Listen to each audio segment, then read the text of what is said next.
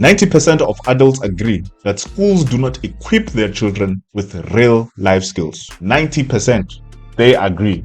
And you're probably one of them. And the reason why I say you're probably one of them is because if you have kids and you send in your kids to school, you probably have a 9 to 5. And if you don't have a 9 to 5, you probably have a business. And if you don't have a business, you are probably some entrepreneur of some sort, right? You do whatever you can to actually make the money that you can. And I'd like to argue that the skills and or knowledge that you're using is not something that you attained in primary school. And you can say, Colin, why are you involved in primary schools, right? Because it took you about 7 years at least to go through that. None of the information and or skills that you are using now to make the money that you're making is something that you attained in high school. Why am I talking about high school? Because it took you 5 years to go through that, at least 5 years. So the number of years that it took you to actually go through that entire process is 12 years. And the amount of information that you're applying right now to make the money that you're making, right, is probably less than 10% if you were to think about it. 20% max. 20% max. And that's the reason why you need to watch this video. On the previous video, we spoke about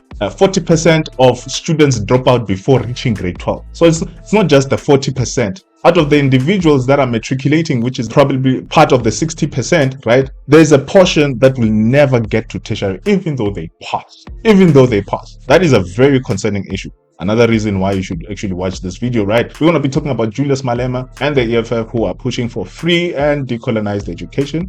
I don't know if that is the solution, right? We're going to be talking about it. And one of the important major things that we're going to talk about in this video is you will learn 5 mindset shifts that separate the wealthy from the struggling to help you build that business. There's a mindset that you need to have, right? In order to basically equip yourself, be strong enough to actually move on despite the challenges that you're going through, right? Despite the financial challenges that you're going through. And these mindset shifts are shifts that I've actually put together from different individuals all over the world, you know, the likes of your Elon Musk, Patrick Bet-David, Grant Cardone, Vusi Thembekwayo, all of that. And the 5 mindset shifts that I'm going to be talking about, that one needs to have if you're actually struggling, right? You need to have that. And these individuals that I've just mentioned, they actually agree, right? So stick around.